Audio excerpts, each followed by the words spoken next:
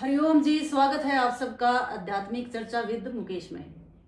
आज के इस इंटरव्यू का नाम आध्यात्मिक चर्चा इसलिए रखा गया है क्योंकि आज जितनी भी चर्चा होगी वह सारी की सारी अध्यात्म से संबंधित होने वाली है। इसलिए इस इंटरव्यू को आप एक यूनिक इंटरव्यू भी कह सकते हो, क्योंकि आज से पहले जितने भी इंटरव्यू हुए हैं वो सब के सब नाम, काम और गांव तक ही सीमित रहे हैं। लेकिन आज इस इंटरव्यू में एक भी सांसारिक बात नहीं होने वाली। और ऐसी भागवतिक चर्चा करने के लिए व्यक्तित्व भी ऐसा चाहिए जिसका चिंतन भागवतिक हो, जो भगवत बोध संपन्न हो। और एक हरियाणवी कलाकार के रूप में मेरे दिमाग में जो सबसे पहला नाम आता है, जो किसी परिचय का मोहताज नहीं है और अपने फील्ड का बेताज बादशाह, और जिसको मैं सत्संग का स्पेशलिस्ट कहती हूँ। स्वागत है गुरुदेव आपका आज की इस आध्यात्मिक चर्चा में। हरिओम जी, प्रणाम सभी को। और मुकेश, तेरा भी स्वागत है, जो इतनी हिम्मत नखरी है, इतना जिज्ञासा लेके तू मेरे पास आई है। तेरा भी स्वागत है, सभी दर्शकों का स्वागत है। हरि तो ज्यादा बातचीत में समय वेस्ट ना करते हुए सीधे सवालों पे आते हैं। तो गुरुदेव, पहला सवाल सृष्टि की पहली बात से शुरू करते हैं। सवाल ये है, जैसे दूसरा जन्म तो पहले जन्म के कर्मों के अनुसार हुआ होगा, लेकिन पहला जन्म किस आधार पे हुआ होगा? मैं थोड़ा सा जवाब देने से पहले बोलना चाहूंगा। जी गुरुदेव। जैसे हम तो अध्यात्म का थोड़ा कण मात्र भी नहीं जानते हैं, जो भी इन कवियों का हमने संदेश पढ़ा है, जो संतों की संगत से, आशीर्वाद से जो हमने सीखा है, उस आधार पर जितना हम समझते हैं उस आधार पे ही मैं जवाब दे पाऊंगा। जी, क्या है तेरा सवाल? बोल। जैसे दूसरा जन्म तो पहले जन्म के कर्मों के अनुसार हुआ होगा, लेकिन पहला जन्म किस आधार पे हुआ होगा? जैसे ये सवाल सृष्टि संरचना से संबंधित है, शुरुआत से संबंधित है। और अगर थोड़े शब्दों में कह दूं तो यहाँ पहला जन्म, दूसरा जन्म, तीसरा जन्म, चौथा जन्म, ये मानव की कहानियों की गणना है। हम उसी दिन आ गए थे जिस दिन हम आ गए थे, उसके बाद हम वापस नहीं गए। ये ऊर्जा रूप बदलती रही, ये खोट बदलती रही, वापस नहीं गए। जन्म तो एक ही बार आए थे। उस मालिक ने इस दुनिया का देखा खेल रचा है। ये 84 लाख योनियों का खेल है। आज उसी दिन गए थे। ये हमारी गणना है कि दूसरा जन्म है, चौथा है, पांचवा है, ये मानव की गणना है। और पहला जन्म जैसे कर्मों के आधार पे नहीं, पहला जन्म गुणों के आधार पे हुआ है। ये त्रिगुण माया है, रजोगुण, सतोगुण, तमोगुण, इसमें तीनों गुण है। तीनों गुणों के जीव आए हैं। राजसिक जीव भी आए हैं, सात्विक जीव भी आए हैं, तामसिक जीव भी आए हैं। तीनों गुणों के जीव आए हैं। और इस 84 में निरंतर आत्माएं घूमती ही रहती हैं कर्मों के अनुसार। कुछ वापिस गए, वो उसमें मिल गए। जो नहीं जा पाए वो ऊर्जा बदलती रही रूप। ये निरंतर खोड़ बदलते बदलते जीवन के सफर की यात्रा है, जो आज हम यहाँ बैठे हैं। वापिस हम गए ही नहीं। बहुत बढ़िया। दूसरा सवाल है, बार बार भगवत प्राप्ति की बात की जाती है सत्संग में। भगवत प्राप्ति मतलब मोक्ष भी कह सकते हैं। तो क्या परिभाषा है भगवत प्राप्ति के? क्या लक्षण है जो भगवत प्राप्त जीवन मुक्त महात्मा जिसको कहते हैं? मान लो ये जीवन मुक्त महात्मा है, इसकी भगवत प्राप्ति निश्चित है, उसके क्या लक्षण दिखाई देंगे? क्या परिभाषा है भगवत प्राप्ति? जिसका साक्षी भाव हो जाए, थोड़ा सा एक्सप्लेन करके। जिसका साक्षी भाव हो जाए, जिसकी संसार में लिप्तता ना रहे, जो दृष्टा का जिसका भाव हो जाए, जिसका कर्ता का भाव ना रहे, वो कहीं भी शामिल होके शामिल नहीं होता। जो अपने चैतन्य में स्थिर हो गया वो शामिल हो, उसके दुख और सुख का उस पर असर नहीं है। जो केवल दृष्टा है, कर्ता का भाव नहीं है, जिसमें ऐसे लक्षण हैं, वो साधु पूरा है। पूरा साधु हो जो अपना सारा शरीर ले से, काम, क्रोध, मतलोभ के ऊपर ज्ञान की खेच जंजीर ले से, इस नश्वर माया तज कहना जो ओंकार में शीर ले से, सोम पद समदर्शी पाला को पूरा संत फकीर ले से, निष्काम कर्म करे भोग कर्म से जिसने दूर तात सकोड़े, इनके सारा धरती थमरी रह गई थोड़े थोड़े। विद्वान ब्राह्मण पूरा साधु सती सती के जोड़े। क्या बात है। अगला सवाल, जैसे कहते हैं कि परमात्मा के बिना पत्ता भी नहीं हिलता, उसकी मर्जी के बिना पत्ता भी नहीं हिलता। नहीं हिलता।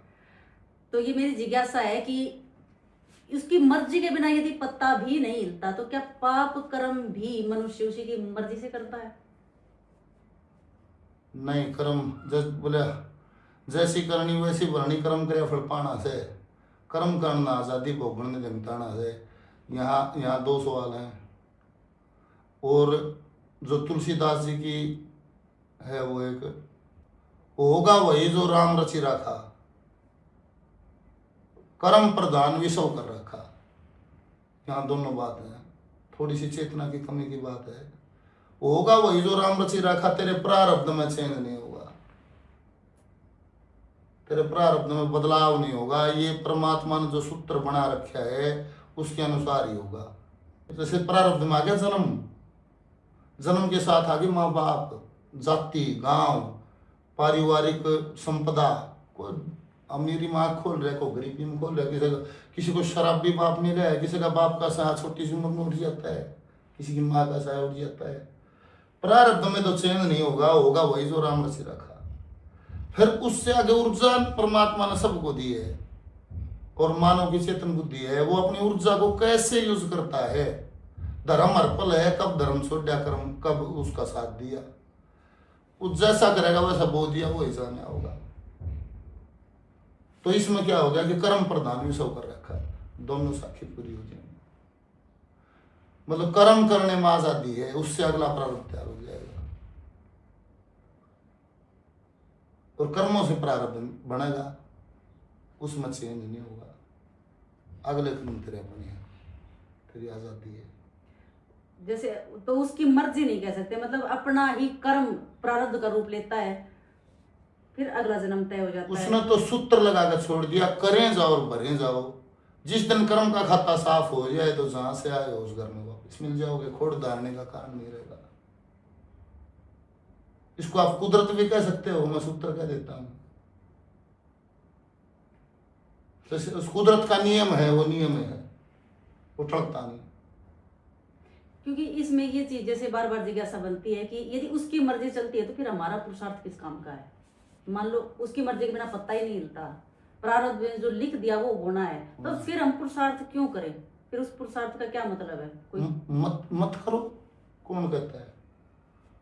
ये तो वो करो जिसको जो जैसा है उस काम का लगा हुआ है। अब फिर नहीं, कुछ भी करो, ऐसा मेरा है गुनिया, अरे कुछ है करो, पर फार्मूला है, करो और भरो। अच्छा करोगे अच्छा भोगने के लिए भी आना पड़ेगा, बुरा करोगे बुरा भोगने के लिए भी आना पड़ेगा। आना है सूर तुम पड़ेगा। कर्म का खाता साफ हो जाएगा तो नहीं आना है। पाप कर्म फलाना कर्म, यहाँ कोई भी कर्म सही नहीं है, यहाँ कोई भी कर्म गलत नहीं है। समय स्थिति और भाव कराता है। वो बार बार का उदाहरण है, सैनिक भी आदमी मारता है, उग्रवादी भी आदमी मारता है, उसको इनाम मिलता है, उसको सजा मिलता है। तो पाप कर्म और अच्छा कर्म, यहाँ कुछ सही कुछ गलत कुछ है ही नहीं। अच्छे का भी भोग है और बुरे का भी भोग है। बात एक है, बोला जंजीर जंजीर है, चाहे सोने की है चाहे लोहे की है, जंजीर तो जंजीर है। कर्म बंधन तो बंधन ही है, अच्छे का बंधन है, बुरे का बंधन है। और फार्मूला यह है, करो और भरो। किसने पाप कर्म के हो है और सही कर्म के हो है, इसकी परिभाषा सबकी न्यारी है। समय स्थिति के अनुसार, समय स्थिति के अनुसार होगा सारा है। तो फिर गुरुदेव घर में भी छोरा नहीं होगा, 500 रुपये जब मांगूंगा, बापू राज्य होगा जब मांगूंगा।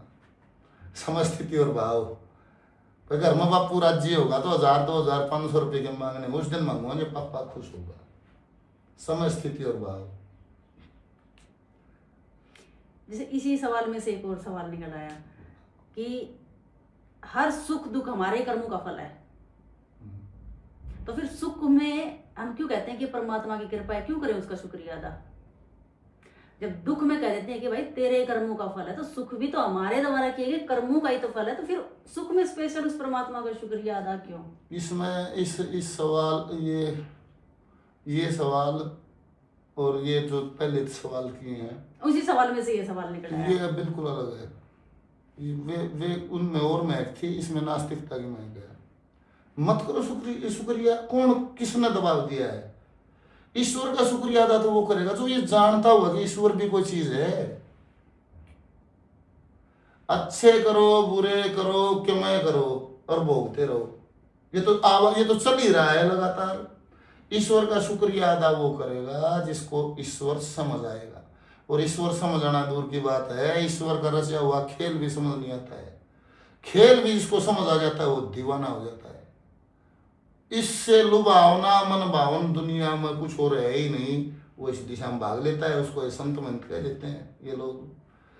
और जिसको वो नजर आ जाता है कि इसको चलाने वाला क्या है, जैसे वो गेम समझ आ जाता है, वो दीवाना हो जाता है। उसको हर जगह वही नाच करता दिखता है, हर जगह वही दिखता है। वो कदम कदम पे सजदा करता है, कदम कदम पे वो झुकता है। वो कब कहता है? देखो उसमें इतनी ताकत है, उसके सुमरण मात्र से आपका कर्म के बंधन से छूट जाओगे। आप संसार में क्या है, कुछ भी भोग लो आप, सारा संसार भोगने के लिए बने हैं। कोई भी वासना आप साथ लेके मत मर जाना। वासना साथ सूक्ष्म शरीर के जाएगी तो उसको भोगने के लिए पुण्य दोबारा खोट धारेगी। आप आखिरी तक शांत हो जाएं, आपका कोई लिप्तता ना रहे, ये यात्रा है। ऐसा ही होना है। इसके लिए चाहे 100 जन्म ले लो, चाहे 2 जन्म ले लो, कितने भी ले लो, ईश्वर में लिप्तता हो जाए उसमें मिल जाओगे। मेरा मूर्ति में समागी मूर्ति की उसको इतनी दीवानगी थी, मेरा दर्शन करने गई थी ठाकुर जी की मूर्ति में समा गई। तो ये तो हमारा निज स्वार्थ है कि उसका धन्यवाद करें, उसका स्मरण करें। हमारा निज कल्याण की निज स्वार्थ की बात है। और ना तो फार्मूला जो कुदरती फार्मूला है, करते रहो भोगते रहो, आवागमन के चक्कर में रहो। इससे और कबीर साहब क्या कह रहे हैं? खोड़दार के सुख नहीं है, खोड़दार का सुख नहीं है कबीर साहब ने। जैसे ये संसार है उसी की मर्जी से उसने बनाया है, अपनी मर्जी से, तो फिर क्यों जरूरी है मोक्ष पाना? क्यों? मतलब उसी का बनाया हुआ है। मत पाओ कौन कहता है? कोई नहीं। ये तो जो चेतन जिसको जैसी दीवानगी हुई, किसी को समझ आया, को चेतन होया, वो इस दिशा में चला। उसने कहा भाई इस सार जैसे बन गया है, हरी सिंह लाग गया मेहनती, करनी है ईश्वर की विनती, 21,600 की गिनती रोज घटे तेरे सांसा में गए। आने लगे परमेश्वर तो छुट्टी दे दें, जन्म मरण की राशि में गए। जिनको ये लगा कि इसमें दुख है भाई जन्म मरण में, उन्होंने मोक्ष चाहा। ना तो संसार चाह रहे हैं, आ ही रहे हैं, जा कौन रहा है? वहां तो कटी चीड़ है, अड़े पांकट भीड़ संसार में, कौन जा रहा है? जो आगे खेल से उब गया जिसको ये बिल्कुल रस नहीं आया, जिसको उसका रस हो गया, उसकी दीवानगी होगी, यहाँ लिप्त रहा ही नहीं। उस मसले का परम पिता है, जो मांगोगे वो मिलेगा, और मिल भी रहा है। जो मांगे वो मिल तो रहा है। जो मांगोगे उसने मांगोगे वो मिल जाएगा। उसने तो खुला दरबार है, तुम बोल तेरे को क्या चाहिए, जो चाहिए वो मिलेगा। कुदरत वो ही काम कर देगी।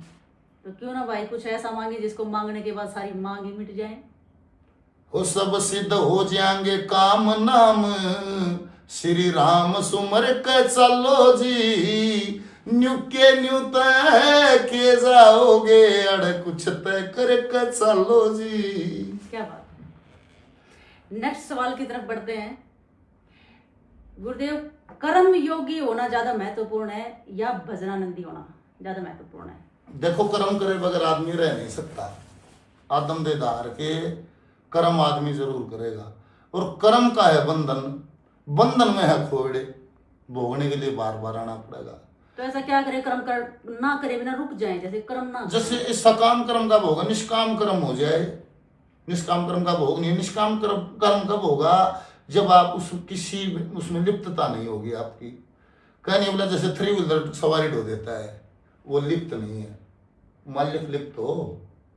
मतलब ऐसा जीवन हो जाना कि सारा घूम के, पर ऐसा जब होगा कहीं तो होगा जब एक खुट्टा बंधा होगा, और इतना ऊर्जावान नाम केवल परमात्मा का ही है कि उससे जुड़ के बोले करने धंधा भजन राम झूठा है साधो जगत तमाम। उसका भजन करने के लिए कुछ ही नहीं चाहिए, अर्पण कर सके आदमी। सिर्फ उसके प्रति उतनी आग होनी चाहिए भीतर, उससे मिलने की दीवानगी होनी चाहिए उतनी। जिसके प्रथम पटल पर जो रस है उस काम के पीछे तो लग ही रहा है।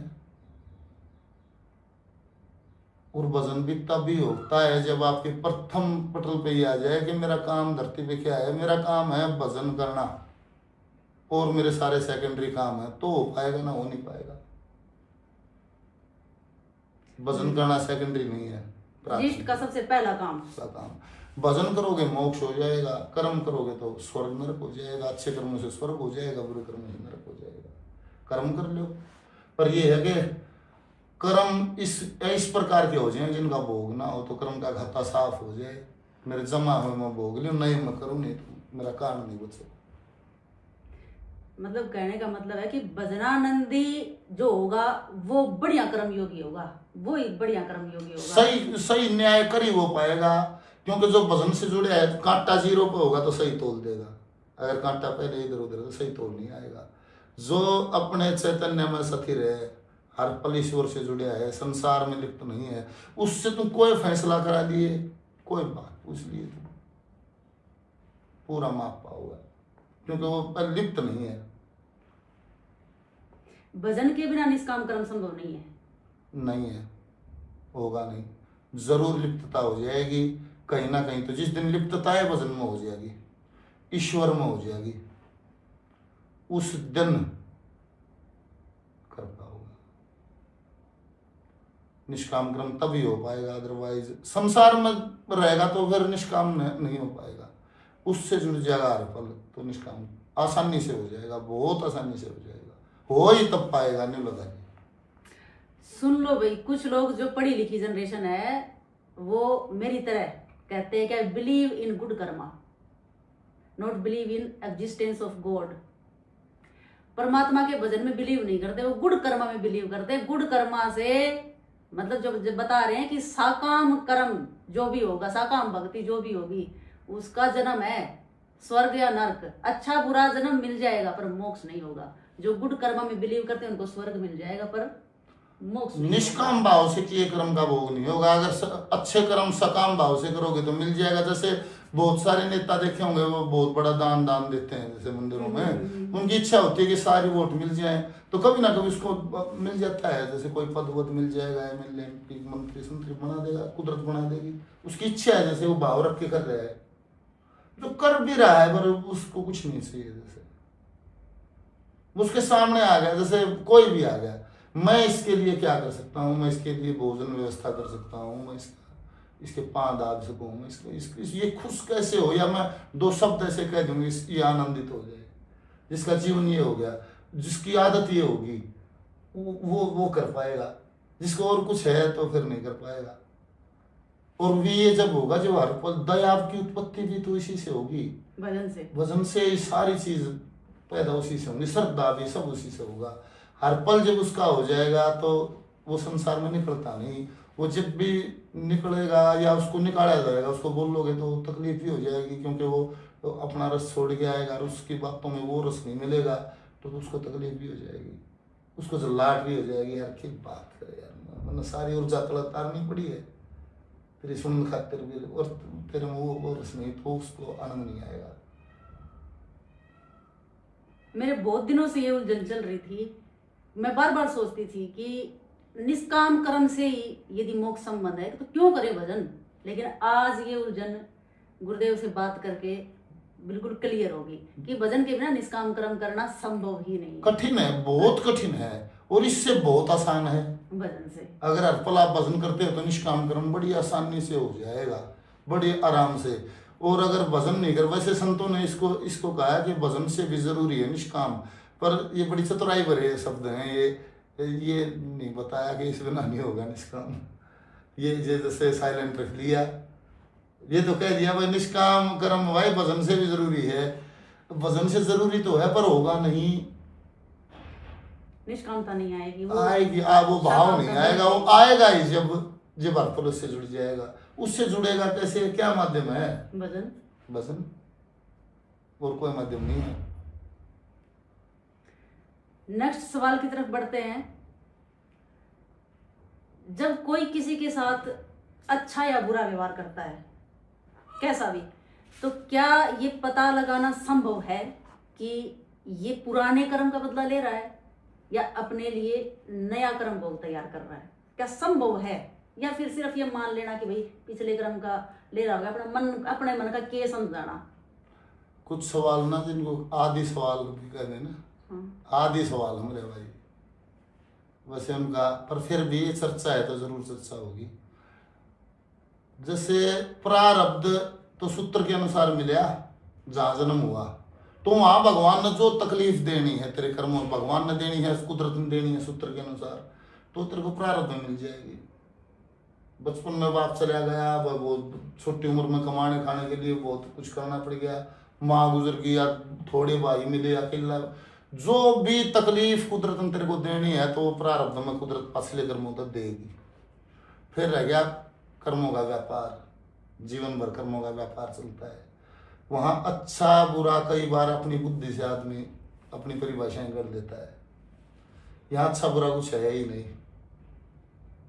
यहाँ तो अंतकरण साफ, बोले अंतकरण का मैल उतर जा, जट मुक्ति हो जाती, वो साफ होया और काम पूरा होया, आपका गेम ओवर हो गया। और खेलते रहेंगे, खेलते रहो।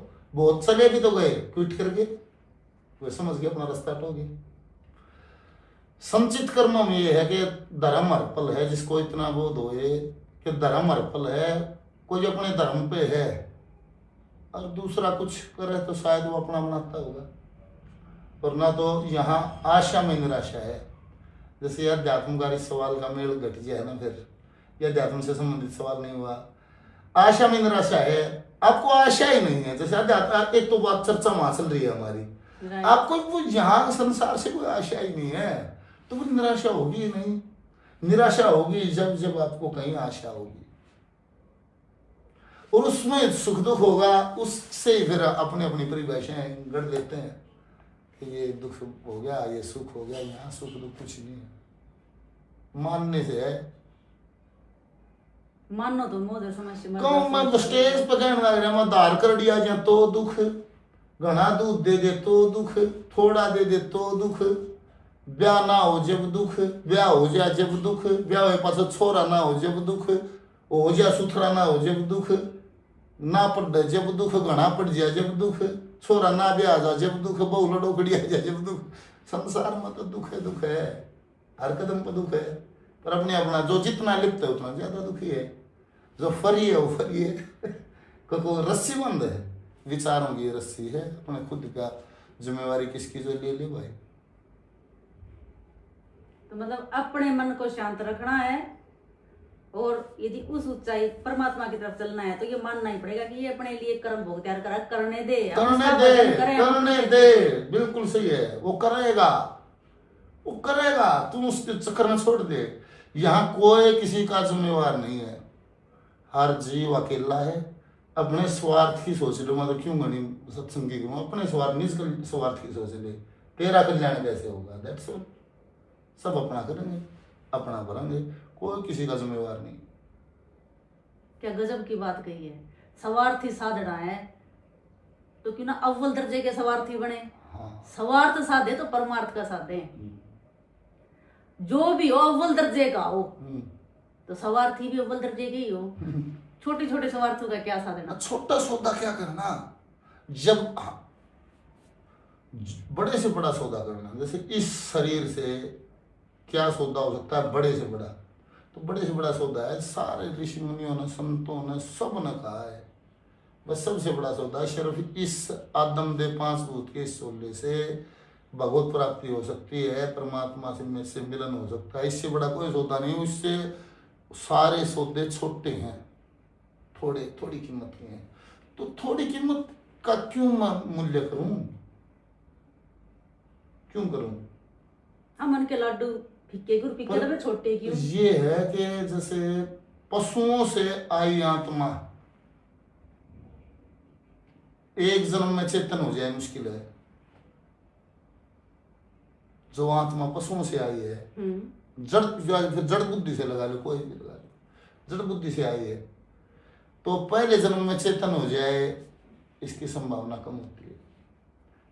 वो तो सिर्फ आजादी, खाना पीना, मस्ती करना जो पशु कर सकते हैं ज्यादा से ज्यादा, उसमें उसको ज्यादा आनंद होगा, उससे आइडिया लगा ले कि ये जड़ बुद्धि है, चेतन नहीं हुई। तो इसका मतलब जो चेतन है वो पहले भी चेतन योनि में रहे हैं। हाँ, चेतन का नंबर तो कई बार आ जाएगा, जो चेतन होगा तो आएगा चेतन योनि में, पर जो चेतन नहीं हो पाएगा जड़ में से ले जाएगा, जड़ से फिर नंबर। जैसे मैं बहुत बढ़िया खाऊं पीऊं और दुनिया के भोग लूं, सारे भोग लूं और कुछ नहीं करूं, साबुन ले सब वैकेंसी है उसकी, तो सांड सूंड बना देगा, खेता में खाए जावा, भोगे जा हंडे। जैसी बुद्धि आत्मा उसी, जैसी वासनाएं रहेंगी, सूक्ष्म शरीर उसी तरह की खोड़े में से इससे मेरे को एक बात आज पता चली, जो साधु संत होते हैं, जो पूर्ण संत होते हैं, उनको जैसे कहते हैं ना कि वो एम्बिशियस नहीं होते, उनको कुछ नहीं चाहिए होता, इसका मतलब वो मोर एम्बिशियस होते हैं। उनको इस संसार से परे की चीज चाहिए होती है, ये संसार उनके लिए तुच्छ है, इस संसार में उनको कुछ नहीं चाहिए, चाहिए उनको पर इस संसार से परे चाहिए, जो सबसे बड़ी चीज है वो चाहिए। इसका मतलब दे आर मोर एम्बिशियस। हम ये नहीं कह सकते कि वो एम्बिशियस नहीं है, उनको हमसे भी बड़ी चीज चाहिए, हम तो वो छोटे छोटे मांगते हैं वो तो अव्वल दर्जे की चीज चाहते हैं। जो भौतिक संसार की मांग करता है, जैसे उसको वो छोटा ही व्यापारी है, उसका व्यापार छोटा है, जैसे छोटे दुकानदार भी तो हैं, उसका व्यापार छोटा है। ये बड़े व्यापारी हैं, बड़ा सौदा। हाँ, बोले दलाली हीरे लालन की, सतगुरु ने दे सब बता, दलाली हीरे लालन की, इस तरह का एक शब्द है। नहीं तो पूरे जवाहरात की बात करो, पूरे मूल्य की, छोटी मोटी बात नहीं। अगला सवाल, बार बार ध्यान का जिक्र होता है, जैसे पूछता है कोई जिज्ञासा होती है कि ध्यान नहीं लगता, शिकायत भी होती है कि ध्यान लगाने की कोशिश करते हैं, ध्यान नहीं लगता। क्या है गुरुदेव ध्यान, क्या परिभाषा है ध्यान की? ध्यान की जैसे ये कोई क्रिया है या क्रिया का फल है? ध्यान तो एक ऐसा लगा जैसे कुछ भी ना करना ही ध्यान है, काम से कहावत भी है, वो कुछ भी ना करना ध्यान है। खुद का है गोता, देसी भाषा में लाओ तो अपने अपने अंदर डुबकी लगाना। और क्रिया का क्या फल है, जैसे जो निरंतर जाप करेगा, जैसे वो सीधा ध्यान करेगा उसका नहीं लगेगा, उसका ध्यान लगता है नहीं। जो पहले सीढ़ी दर सीढ़ी है, पहले जाप करे आदमी, अजप्पा जाप पक्का हो जाए, हर पल का पक्का हो जाए, उसमें बहुत आनंद हो जाए, उसके बाद प्रेरणा स्वतः ही जगेगी। कि जैसे कुछ देर बैठ जाए, उस बैठ का जो गोता लगा उसमें जाप भी पीछे रह जाए, उसमें खुद का गोता है, उसमें कुछ नहीं है, अपने स्वरूप में स्थित हो जाना। हाँ, बस वो खुद की यात्रा है। कुछ भी कर रहा है तो ध्यान नहीं कर रहा, फिर ये बात है। अगर कुछ भी विचार चल रहा है वही सारे चल रहा है, ध्यान नहीं है, वो विचार शून्य हो जाना। हाँ, फिर अगर वो काबू ना हो तो कम से कम जाप करे। फिर एक दिन वो जाप जो है, या जिसको बैलगनाथ गाल देने बैठा लेगा, तो ये जाप एक दिन आपने ध्यान में बैठा लेगा, कदे न कदे बैठा लेगा, या जमा करी पूंजी है, कदे न कदे काम आ जाएगी। तो भजन का फल है, भजन एक क्रिया और क्रिया का फल है ध्यान। ध्यान, हाँ, वो आएगा ही जब, क्योंकि एकाग्रता ही तो ध्यान है। एकाग्रता कैसे होगी, एकदम नहीं होगी। सारा बटरी ऊर्जा किसी ने भाई बन के, माँ बन के, फ्रेंड, गर्लफ्रेंड, बॉयफ्रेंड, दोस्त डाल के, तो सब में बटी हुई है ऊर्जा। ऊर्जा रहेगा, सब बेहोशी में घूम रहे हैं। एकाग्र हो, तेरी ऊर्जा तो तेरे पास हो सारी, करे कोई है, रो कोई है करे कोई है, भूत कोई है, दुखी कोई हो रहा है, गलत काम कोई कर रहे हैं, तो तेरी ऊर्जा तेरे अंदर सारी हो, और फिर जाप हो, वो धीरे धीरे ध्यान में उतर जाएगी बात। कभी ना कभी ईश्वर दया कर देंगे उस पर। उन्होंने कहा 2 कदम चल, मैं 100 कदम चलूंगा, तो कदे न कदे आ जाएगा उसकी फाइल का नंबर। अगला सवाल, जो पहले आपने कई बार स्टेज से बताया भी है, लेकिन सवाल 1 नंबर का है तो पूछना बनता है। बार बार मन का जिक्र होता है सत्संग में, मन बेईमान है, भरोसे लायक नहीं है। तो इस पूरे शरीर में मन की स्थिति कहाँ है, कहाँ रहता है मन? मन के जैसे ऐसे नहीं कह सकते कि प्रॉपर कोई ये जगह नहीं, ये पॉइंट कर दे कि मन यहाँ रहता है। मन का ये है जैसे जैसे मन चीर ले सारे में, मन चीर के जिन तो ये भजन कड़े सी रहे हैं, तो या इसी बात है। मन ऐसे मिलेगा नहीं। और मन जीतता है संसार को, संसार के सारे काम मन करता है, संसार को मन भोगता है इंद्रियों के माध्यम से। जिस इंद्रिय के माध्यम से संसार को भोगता है, मन की ऊर्जा वहीं लगी है। और वैसे मन अंतकरण में आता है, अंतकरण का स्थान यहीं ऊपर ही है, मन बुद्धि चित्त अहंकार ये ऊपर ही है, इसी यहीं से ऊर्जा जाके सारा काम करती है। और मन बेईमान कहो, डाकू चोर जो भी कहो, बाकी ये अगर कोई ईश्वर के बीच में कोई दलाल है तो वो मन ही है, और कोई भी आदमी कोई नहीं है। ये मन ही है जो परमात्मा से मिला देगा। जिस दिन ये ठान लेगा उस दिन बात बनेगी, नहीं तो नहीं बनेगी। कितने चाहे कान पड़ा ले और चाहे लत्ते पहन ले और चाहे कुछ भी कर लो, जैसे मेरे को ज्यादा तो शब्द नहीं आते, कुछ भी कर लो, जब तक ये रंग में नहीं रंगेगा तब तक उस रास्ते की ABCD भी क्लियर नहीं होगी। भगवान से मिलाएगा तो मन ही मिलाएगा, भगवान के बराबर की ताकत मान ले, इतनी इतनी ताकतवर चीज है। संसार को भी यही जीता है। जिस दिन ये नहीं रहेगा, इंद्रियां तो इसकी दास है, जैसे मन की दास है। जैसे एक उदाहरण सिंपल सा है, वह तेरे को रसगुल्ले पसंद है, जैसे अर्तन भोजन कर लिया, बोले रसगुल्ले इधर दे ठा के, तो नहीं कह देगा आदमी मेरा मन नहीं है भाई, मेरा जी नहीं करता खाने का, न तो आंख न तो वो दिखाई दी मिठाई, कोई भी चीज और लगा, कोई शराब भी है, कुछ भी है, जैसे किसी को उसमें लगा हुआ। तो जैसे मन के बगैर भोग नहीं होगा, भोग तभी होगा जब मन साथ होगा। मन साथ नहीं होगा तो भोग नहीं होगा, दुखी होना होगा, भोग नहीं होगा। मन साथ होगा जब होगा। और मन जिस दिन यहां से हटकर उस रंग में रंग कर जो शर्क बांध के पगड़ी चल लगा ना, चलो उससे मिलाएंगे और कोई काम नहीं, उस दिन सारी बात बनती आ जाएंगी टोटल। बहुत खूब गुरुदेव, मैंने ये सवाल बार बार पूछा है गुरुदेव से, और एक शब्द बोला था, मेरे को ऐसा लगा वो शब्द जैसे एक ही शब्द में पूरी परिभाषा बता दी हो। बोला बेटा आंख और दृष्टि। कहने में तो ऐसा लगता है जैसे आंख में ही तो दृष्टि है, पर है दोनों अलग अलग। आंख और देखना देखा तो आंख से ही जाता है, लेकिन देखना आंख से भिन्न है।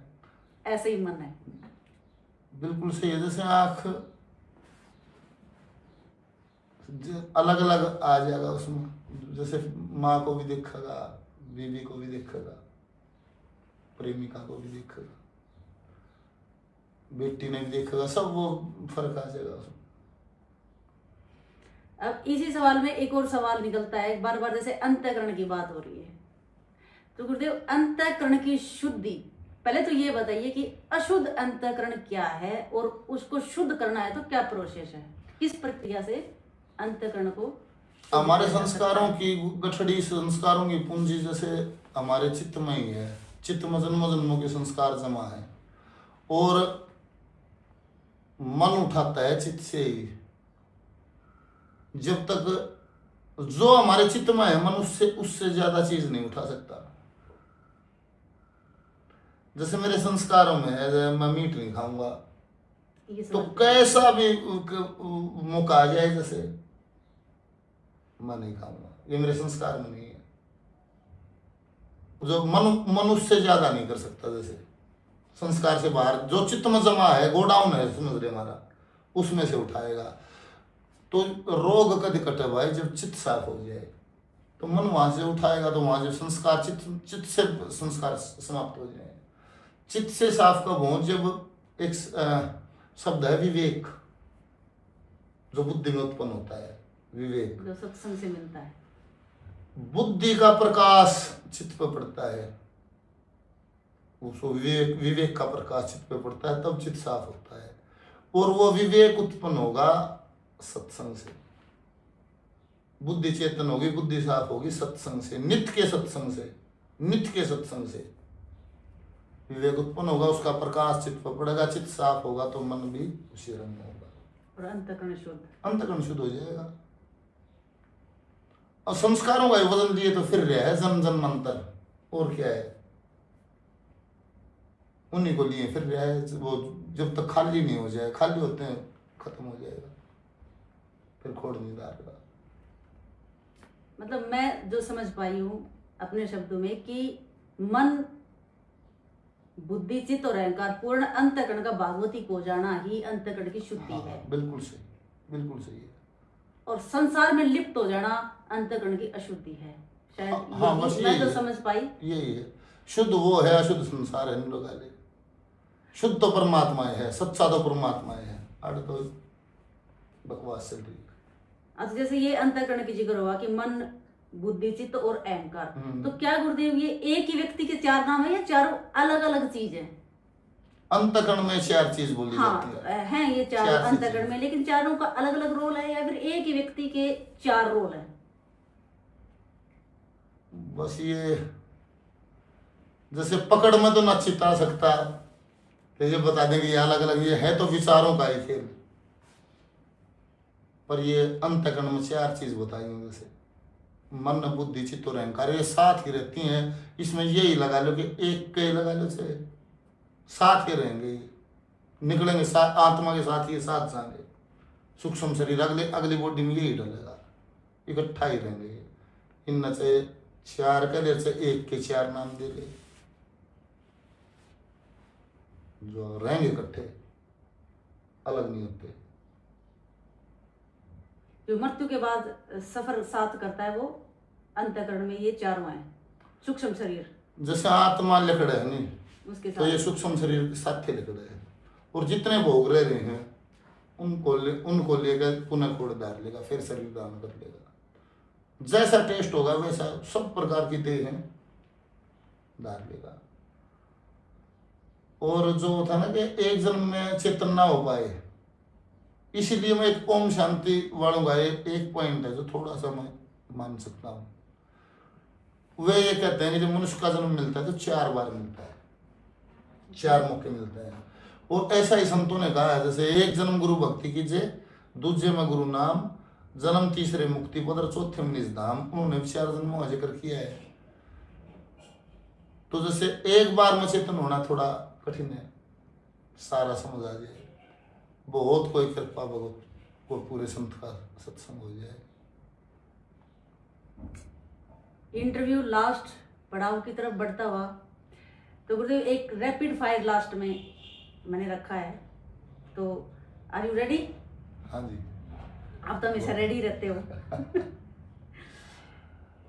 आपको वन लाइनर जैसे क्विक आंसर करना है, आप पास भी कर सकते हो जैसे ना इच्छुक हो तो सबसे पहला सवाल है कि जीवन में सबसे बड़ा साथी या हिमाती किसको कह सकते हैं? धर्म। मृत्यु के बाद भी जो साथ जाए? कर्म। काजल से भी काला क्या हो सकता है? कलंक। चिता से भी बुरी चीज? चिंता। जीवन क्या है? जीवन एक सफर है, निरंतर चलने वाला, निरंतर चलने वाला। और मृत्यु तो एक शरीर को छोड़ देना, एक पड़ाव लगा लो जीवन का। जैसे एक बार रेस्ट कर लिया, कावड़ लेकर चले, शिवर आ गया, थोड़ा रेस्ट कर लिया, फिर चल पड़े, ये मृत्यु है, एक पड़ाव है। आखिरी सवाल, आत्मा क्या है? आत्मा परमात्मा की एक बूंद है। तो इसी आज की इस वार्ता को इधर ही विराम देते हुए मैं गुरुदेव से मैं गुजारिश करूंगी कि आखिरी में आप कोई संदेश देना चाहते हो?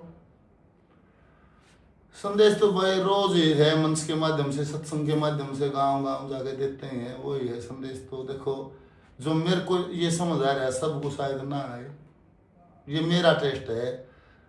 उसको ही मैं बता सकता हूँ। मन तो ये लगे जैसे ईश्वर का भजन करो और उसको समर्पित हो जाओ, जैसे समर्पण भाव हो जाए, जैसे नदी बहती है, जो मारा है वो रास्ते में मिलेगा, जो मारा है वो खुद आ जाएगा। कुछ भी करने के लिए भागा दौड़ करने की जरूरत नहीं। ईश्वर का करनेन धंधा भजनेन राम, झूठा है साधो जगत तमाम।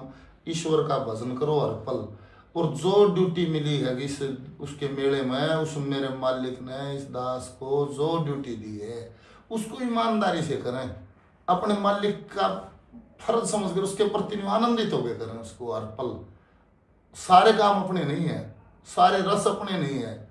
मैं किस लिए धरती पर आया हूँ, इसी को आत्मज्ञान कहते हैं। जैसे बेरा लग गया मैं कौन हूँ, धरती पर क्यों आया हूँ, इतना सचेतन होकर अपना काम ठावर और सब पर परमाणु बन गया, ईश्वर का भजन करे, उसकी उस ड्यूटी ने ईमानदारी से पुगा हुआ है। इसमें जो आनंद है वो जो मेरी परिभाषा है वो और कहीं नहीं है, आएगा ही नहीं, और क्या ही नहीं होगा।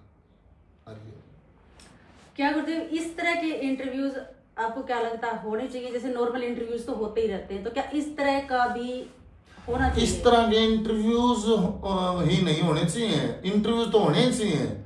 इस तरह की चर्चा हर घर में होनी चाहिए, हर माँ बाप के बीच में होनी चाहिए, हर भाइयों के बीच में, भाईचारे में, बैठक में, सब जगह इन बातों की चर्चा होनी चाहिए कि हम कौन है, ये मेला क्या है, हम कैसे सदगति हुई, इन बातों की चर्चा होनी चाहिए। होती थी हमारे समाज में, हमारे सनातन की ही चर्चाएं हैं ये बीच में हम हमारे घर तो होगी ना, तो पढ़े लिखे रहे ना, अनपढ़ रहे ना, अंग्रेज हुए ना, हम पूरे सनातनी रहे। वह एक बहू नहीं आ गई थी, वह पढ़ी तो थोड़ी साथ रही थी, और वो तड़के नहीं बोला ले भगवान बखते उठा 5 बजे से, मैं बोला खेत में जा। वह कुछ पढ़ कम रही थी, बोर ज्यादा मान रही थी। वह नहीं बोले जी डिनर कर जाओ, तो लगा के नहीं बोला आराम खोर, डिनर तो रात का खाना होता है, नहीं बोली जी रात की खिचड़ी बचरी मड़ी वह खा जाओ। तो मारी गल बन की वाह। तो मैं ये कहूँ नहीं, ठीक है, जो भी सुविधाएं संसार की वो भोगनी चाहिए, जितना सामर्थ्य भगवान दे आनंद से रहो, पर संस्कारों से जुड़कर जैसे ईश्वर का भजन करके ही आनंद है। इसमें संसार में है सुख और सुविधाएं, इनका एंड नहीं है, कोई अंत नहीं है, इसीलिए इसमें कभी आनंद हो ही नहीं सकता। परमात्मा में आनंद है, वो जितना है उसी में कह देगा मौज हो रही है, मेरे हिस्से का मैंने मिल रहा है, थोड़ा नहीं मिल रहा है, उसको आनंद हो जाएगा। तो आज का इंटरव्यू कह लीजिए, या ये जिज्ञासाओं के रूप में एक इंटरव्यू के थ्रू जैसे सवाल करना, आप लोगों को ये कैसा लगा? यदि अच्छा लगा तो डिजिटल तालियां मार दीजिए और दबा के शेयर का जोटा मार दो। यदि आपका सपोर्ट रहा तो ये सिलसिला आगे भी ऐसे ही जारी रहेगा। हरिओम। हरिओम।